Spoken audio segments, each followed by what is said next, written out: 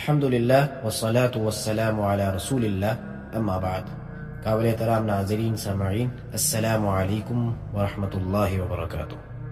ایک مسلمان کے دوسرے مسلمان پر 6 حق ہیں۔ اسلام نے ہمیں اس چیز کا درس دیا ہے، اور یہ کون سے 6 حق ہیں؟ ان کو نبی اکرم صلی اللہ علیہ وسلم کی حدیث مبارکہ سے سمجھتے ہیں۔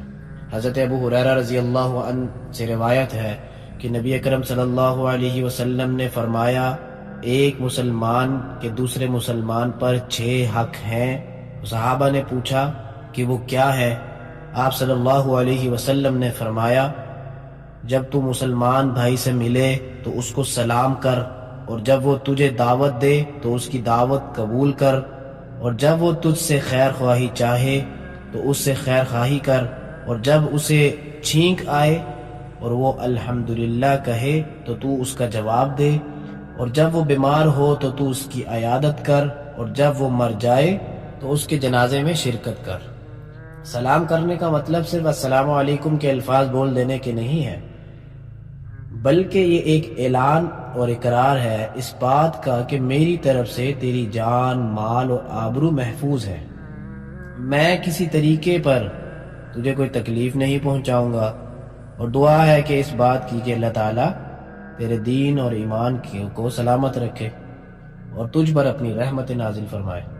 دوسری چیز جو اس حدیث مبارکہ کے اندر بتائی گئی کہ اگر کوئی مسلمان دعوت دے تو اس کی دعوت کو قبول کیا جائے، نہ کہ الٹے سیدھے بہانے بنائے اور اس دعوت سے چھٹکارا پانے کی کوشش کرے۔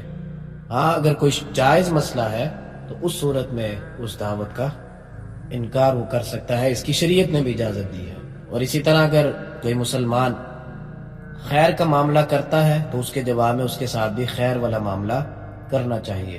اگر اس نے کوئی نیکی کی ہے تو اس کے جواب میں مسلمان کو بھی نیکی کرنا چاہیے، نہ کہ اس کے لیے شر کا باعث بنے۔ اور حدیث مبارکہ کے اندر جو اگلی چیز بتائی گئی، اگر کسی مسلمان کو چھینک آئے اور وہ الحمدللہ کہے تو اس کے جواب میں یرحمک اللہ کہہ کر کہ اللہ تعالیٰ تم پر اپنی رحمت نازل کرے۔ اور اسی طرح آخری 2 چیزیں کہ اگر مسلمان بیمار ہو جائے تو اس کی عیادت کے لیے جانا چاہیے۔ عیادت کے بارے میں ہم نے پہلے بھی اس سے پہلی احادیث کے اندر سنا اور سمجھا تھا کہ عیادت کا مطلب صرف یہ نہیں ہے کہ مریض کی جا کے عیادت اس کے لیے اس کے پاس کچھ ٹائم بیٹھ جانا بس، بلکہ اس کو اگر کسی چیز کی ضرورت ہے تو اس کی مدد کی جائے، اور کوئی مشکل ہے تو اس کی مشکل آسان کی جائے۔ اور اسی طرح آخری چیز، اور یہی دنیا کے اندر آخری حق ہوتا ہے ہر مسلمان کا دوسرے مسلمان پر، کہ اگر آپ کا کوئی مسلمان اس دنیا سے انتقال کر گیا ہے، اس دنیا سے چلا گیا ہے، تو اس کے جنازے میں شرکت کریں اور اس کی تدفین میں بھی شرکت کریں۔ تو اللہ تعالیٰ سے دعا ہے کہ ہمیں اس حدیث کے اندر بتائے گئے تمام حقوق پر سچے دل سے عمل کرنے کی اور ان کو سمجھنے کی توفیق عطا فرمائے، اور ہمیں آپس میں مسلمانوں کو آپس میں اتفاق اور اتحاد سے رہنے کی توفیق عطا فرمائے۔ آمین۔ وما علینا الا البلاغ المبین۔